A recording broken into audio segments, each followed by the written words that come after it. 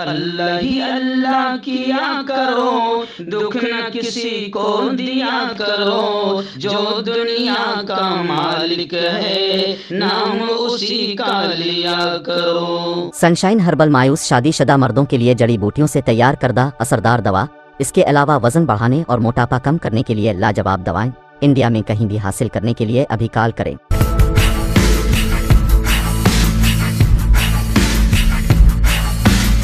अस्सलामुअलैकुम वरहमतुल्लाहि वबरकातुहू। नाज़रीन, इस्तक़बाल है, स्वागत है आपका viral news live studio Jalgaon, Maharashtra, India में। मैं आपका मेज़बान मुफ्ती मोहम्मद हारून नदवी। आइए प्यारे मुल्क भारत की बहुत ही खास बड़ी 10 अहम खबरों पर नजर डालते हैं। लेकिन सबसे पहले मैं अपील करूंगा, जो साथी नए हैं और अभी तक इस बेबाक सच्चे चैनल से जुड़े नहीं हैं, अगर आप चाहते हो कि आपको मुल्क भारत की और पूरी दुनिया की सही और सच्ची खबरें देखने और सुनने को मिले, तो फिर आप इस चैनल से जुड़ जाइए। सब्सक्राइब कर लीजिए हमारे इस चैनल को, बेल आइकॉन घंटी के बटन को भी दबा दीजिए, ताकि हमारी हर वीडियो, हर खबर आपको आपके मोबाइल पर मिल सके। और हाँ नाज़रीन, हम हर रोज एक अपील करते हैं कि प्लीज, ये प्राइवेट चैनल है और चैनल चलाने के लिए पूरी एक टीम काम करती है, बड़ा रुपया पैसा खर्च होता है। अगर आप चाहते हो कि ऐसे चैनल जो जुल्म और जालिमों के खिलाफ बेबाक अंदाज में बोल रहे हैं, अगर आप चाहते हो कि ऐसे चैनल मजबूत हो, बाकी रहे, आगे बढ़े, तो प्लीज आप चैनल की फाइनेंशियल हेल्प, माली ताउन, माली मदद जरूर करें। स्क्रीन पर हमारे चैनल का बैंक अकाउंट नंबर दिया जाता है, और अगर आप ऑनलाइन पैसा भेजकर मदद करना चाहते हैं तो गूगल पे, फोन पे और पेटीएम तीनों का नंबर दिया जाता है। एक ही है तीनों का नंबर, 9923223361। अल्लाह ने जो भी आपको ताकत दी है, उस एतबार से आप चैनल की हर दिन या हफ्ते या महीने में एक बार 200, 500, 1000 रुपये जो आप मदद कर सकते हैं, पाबंदी से मदद कीजिए और चैनल को मजबूत कीजिए। आइए नाज़रीन, आज 3 दिनों के बाद फिर मैं अपने स्टूडियो से खबरें भेज रहा हूँ, क्योंकि आज मैं आ चुका हूँ गुजरात के सूरत में। अल्हम्दुलिल्लाह शब बारात के दिन जुमा का बयान, रात का बयान दारुल उलूम महमूदिया के गिरा की अजीम शान मस्जिद में, ऐसे ही फिर कालीपुल अम्बावाड़ी में, और फिर तीसरा आखिरी बड़ा अहम बयान था गुजरात की फुलवाड़ी में। शकील बिन हनीफ जो झूठा ईसा होने का दावा कर रहा है, हजरत ईसा अलैहिस्सलातु वस्सलाम, और कभी हजरत इमाम मेहदी होने का भी दावा करता है, तो इस झूठे का ऑपरेशन और पोल खोलने के लिए मैं गया था। हजारों की तादाद में लोग वहां पर जमा हुए थे। अल्हम्दुलिल्लाह 3 दिन के ये दीनी इस्लामी प्रोग्राम मैं करके अब अपने स्टूडियो पर लौट आया हूं, और आइंदा कल फिर सुबह, और महाराष्ट्र के औरंगाबाद से पहले फुलंबरी के पास खानगांव फाटा है, वहां पर मदरसा आयशा लिल बनात और बेटों और बेटियों के मदरसे की और यूं समझिए कि तालीम की जगह के लिए बाकायदा मेरे हाथों से संग बुनियाद रखा जाएगा। कल सुबह 10 बजे से लेकर 1 बजे तक वहां प्रोग्राम रहेगा, मैं वहां पहुंच जाऊंगा। दुआएं कीजिए कि अल्लाह ताला मेरे तमाम प्रोग्राम्स को कामयाब करें और मुझे खूब ताकत दे, हिम्मत दे, और खास तौर से अल्लाह हुकूमत की बुरी नजरों से अल्लाह हिफाजत फरमाए। और मैं गुजारिश करूंगा, सिल्लोड़ है, फुलंबरी है, अलन है, और ये आसपास के जितने गांव हैं, जैसे पानबाड़ी है, खुदाबाद है, टाकली है, तो कल खामगांव फाटे पर मैं आ रहा हूं। जामिया हजरत आयशा लिल बनात और मदरसा हजरत खालिद बिन वलीद, यानी बेटों और बेटियों दोनों की तालीम के लिए एक जबरदस्त इदारे की बुनियाद मेरे हाथों से रखी जाएगी। सुबह 10 बजे से लेकर 1 बजे तक ये प्रोग्राम रहेगा, जोहर तक ये प्रोग्राम रहेगा, और वहीं पर फिर प्रोग्राम के बाद तमाम आने वाले मेहमानान के लिए खाने का नज़्म भी रहेगा। आप तमाम आसपास के लोग शरीक रहें। पहली बड़ी अफसोसनाक ही मैं इससे खबर कहूंगा, एक फिल्म जिसने पूरे मुल्क में तबाही मचाई और हिंदू मुसलमानों में नफरतें बढ़ाने का काम कर रही है, लेकिन ये किसने बनवाया होगा, कौन इसके पीछे, अब सारे पिक्चर क्लियर होते जा रहे हैं, क्योंकि फिल्म के डायरेक्टर और पूरी टीम को पहले मोदी जी ने गले लगाया, और फिर खुद मोदी जी, किसी और हीरो की जरूरत नहीं पड़ी किसी प्रकार, खुद मोदी जी ने इस फिल्म का प्रमोशन किया, क्योंकि इसमें बाकायदा हिंदुओं के जज्बात को भड़काया गया है, जी हाँ, तो इसलिए सबके समझ में आ गया कि इस पूरी फिल्म के पीछे कौन है, किस पार्टी का हाथ है, किन लोगों का हाथ है, और इसका फायदा 2024 में इलेक्शन के लिए कौन लेना चाहता है।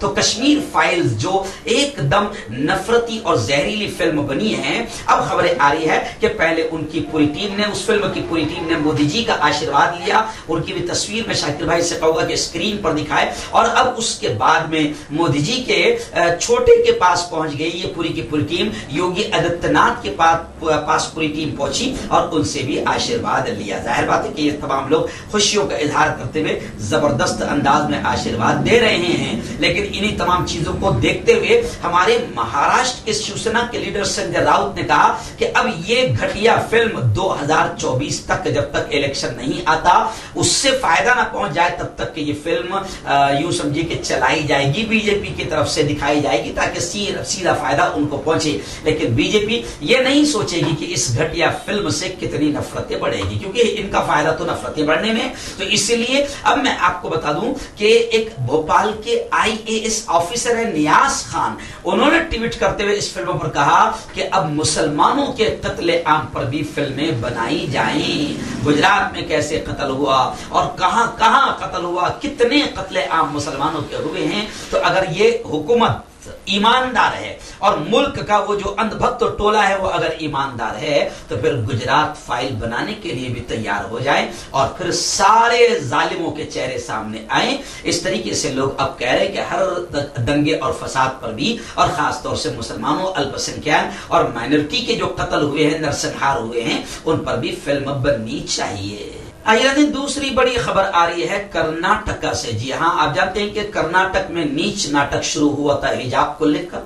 जी हाँ, और जो लोग अकेली बेटी पर हमला करने के लिए बढ़ रहे थे, उनका तस्करा ही नहीं, आतंकी मीडिया में भी, गोदी मीडिया में उनका तस्करा नहीं, जो कुत्तों की तरह भोंककर एक अकेली लड़की पर हमला कर रहे हैं उनका तस्करा नहीं, मगर अब उन लड़कियों को ही निशाना बनाया गया, उन पर ही बाकायदा FIR दर्ज हुई है और अब उनको ही पढ़ने से रोका गया है। और अब मैं आपको बता दूं कि जिस कर्नाटक की हाई कोर्ट के जजों ने हिजाब के खिलाफ फैसला सुनाया, अब खबर आ रही है कि कर्नाटक हाई कोर्ट के जजों को वाई सिक्योरिटी दे दी गई है, क्योंकि उनको धमकी आमेज वीडियो और पैगामात मिल रहे थे। तो अब वहां के वजीर आला, कर्नाटक के वजीर आला बुमई ने बाकायदा फैसला किया और कर्नाटक हाईकोर्ट के जजों को वाइस सिक्योरिटी दे दी। और खबरें हैं कि तमिलनाडु पुलिस ने धमकी देने वाले 2 मुलजिमीन को गिरफ्तार भी कर लिया। नाज़रीन, आइए इस वक्त तेलंगाना के बोधन टाउन से बड़ी खबर आ रही है। जी हाँ, मैं आपको बता दूं कि तेलंगाना में शिवाजी के पुतले मुजस्समे को नस्ब करने पर फिरकावाराना माहौल बन गया। आखिर पुलिस को लाठीचार्ज करना पड़ा। बोधन टाउन में दफा 144 नाफिज कर दी गई। कमिश्नर पुलिस निजामाबाद ने सूरत हाल का जायजा लिया। जी हाँ, बताया जा रहा है कि अम्बेडकर चौराहे पर बाद अफराद ने गैर कानूनी तौर पर शिवाजी के मुजस्समे को, पुतले को नस्ब कर दिया, जिसके खिलाफ मकामी अकलियतों की कसीर तादाद अम्बेडकर चौराहे पर जमा हो गई और शिवाजी के मुजस्समे को निकाल देने का मुतालबा करते हुए एहतजाज किया। इसके जवाब में अक्सरियती तबके के सैकड़ों अफराद भी वहां पहुंच गए और फिर दोनों ग्रुपों में एक दूसरे के खिलाफ जबरदस्त नारे लगते रहे और फिर उसके बाद माहौल जब बिगड़ने लगा तो पुलिस को लाठी चार्ज करना पड़ा। आइए, उत्तर प्रदेश के दादरी से बड़ी दर्दनाक खबर आ रही है। दादरी आप जानते हैं कि जहां के अखलाक को बिल्कुल कुछ भगवा आतंकियों ने मार दिया था, मॉब लिंचिंग की थी। जी हाँ, वहीं से अब एक और घटिया खबर आ रही है। अब उत्तर प्रदेश से फिर घटिया खबरें आनी शुरू हो जाएगी, क्योंकि अब वहां पर बाकायदा भगवाधारियों को और आतंकी जहन रखने वालों को यह लग चुका है, अब पूरी तरीके से यकीन हो गया है कि अब्बा जी की हुकूमत फिर आ गई है और हम कितने ही दंगे फसाद फैलाए महफूज रहेंगे। तो अब वहां से बड़ी अजीब खबर आ रही है कि वहां पर फिर यानी उत्तर प्रदेश में जहर, नफरतों का जहर घोला जा रहा है। और वहां पर एक चीज सामने आई, एक तस्वीर भी वायरल हुई, वीडियो जैसी वायरल हुई कि कैसे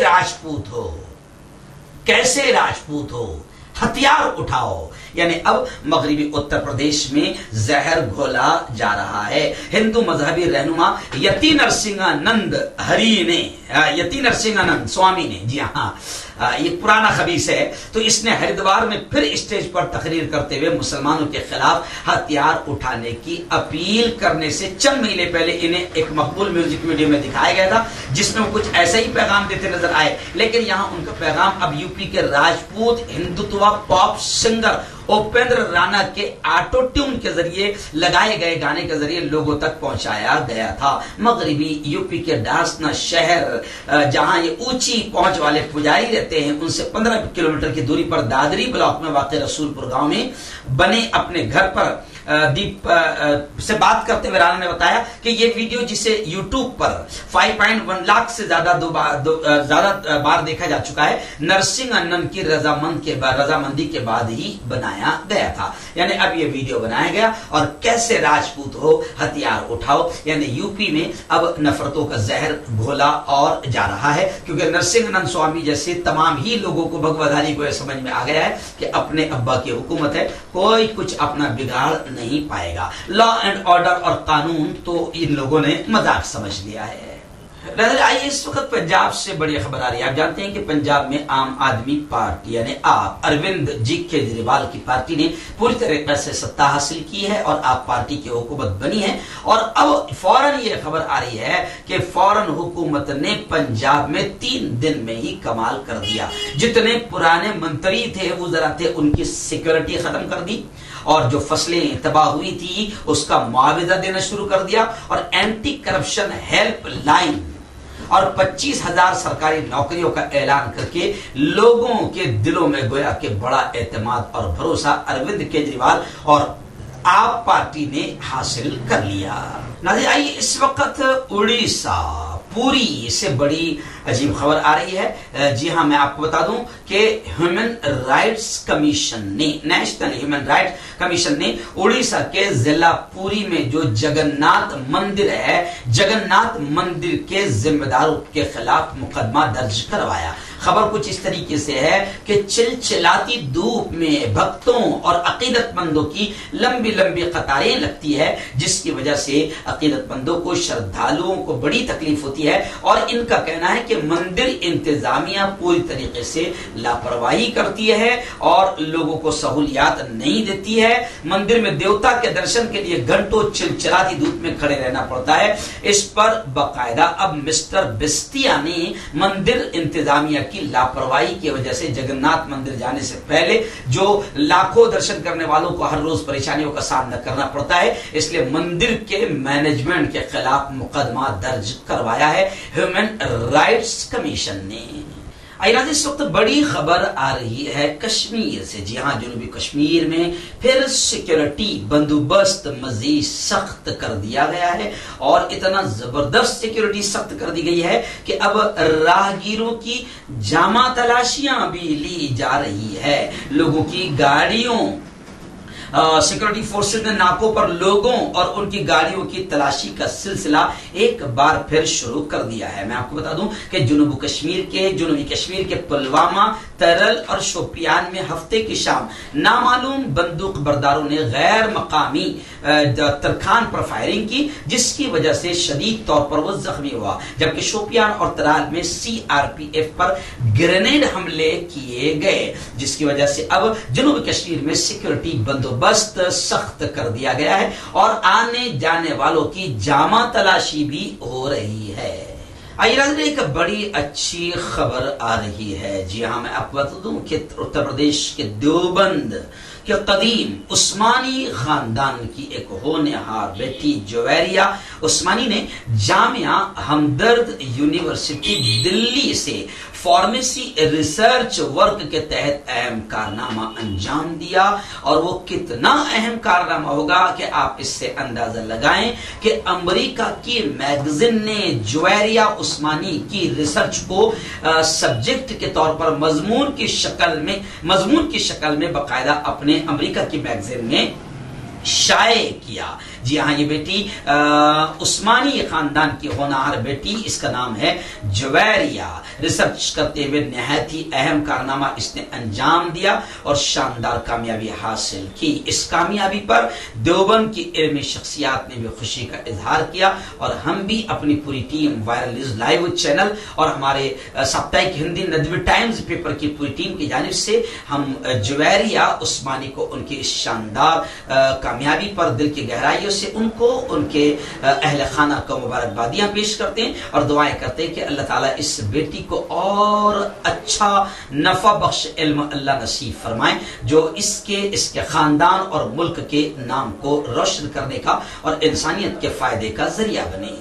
आइए नाज़रीन, बड़ी अजीब खबर आ रही है इस वक्त मेरी निगाहों के सामने। जी हाँ, गुज़िश्ता 2 दिन से काफी ये वीडियो और सोशल मीडिया पर ये वायरल हो रही थी।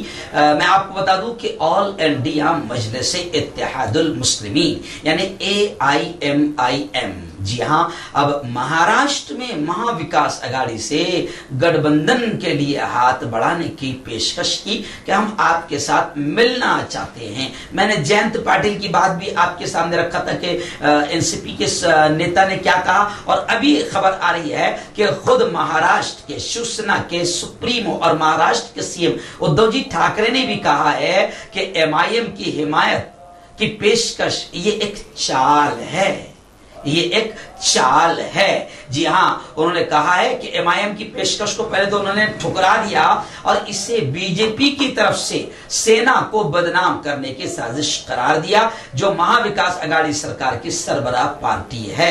यानी इन्होंने ये कहा कि बीजेपी MIM वालों को इधर भी भेज रही है ताकि ये हमारे साथ जुड़ जाएं, फिर ये हमें बदनाम करें और फिर इसका फायदा सीधा बीजेपी को पहुंचे। तो अब इनका मानना है कि इन्होंने MIM की हिमायत, MIM की पेशकश को ठुकरा दिया और महाविकास अघाड़ी MIM को साथ लेने को किसी भी तरह से अभी फिलहाल तैयार नहीं है।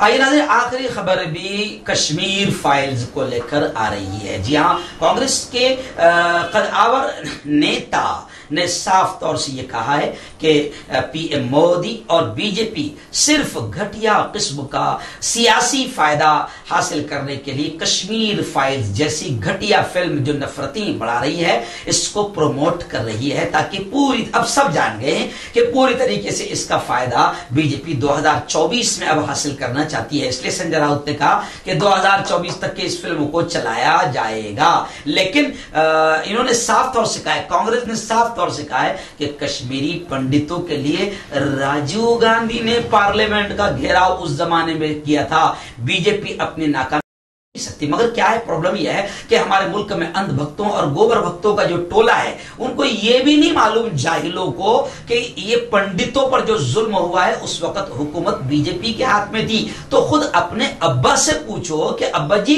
जब बच्चे मारे जा रहे थे तुम क्या कर रहे थे। तो ये सारा कारनामा 1990 का बीजेपी के दौर में हुआ है। लेकिन बीजेपी की एक कला है कि अपनी नाकामी को भी दूसरे के सर पे कैसे डालना है। लेकिन खैर, दिग्विजय सिंह का जो कांग्रेस के कदावर नेता है उनका भी बयान आया है कि नफरत फैलाने वालों का बंडल मोहब्बत के बड़े गठरे से बहुत छोटा है। राही मासूम रजा की जानिब से महाभारत टीवी सीरियल की स्क्रिप्ट लिखे जाने के हवाले से दिग्विजय सिंह ने तबसरा किया कि महाभारत टीवी सीरियल गोबर भक्तों, अंध भक्तों, नफरतें फैला रहे हो। महाभारत टीवी सीरियल खुद एक मुसलमान ने लिखा था जिसको तुम बहुत पसंद करते हो।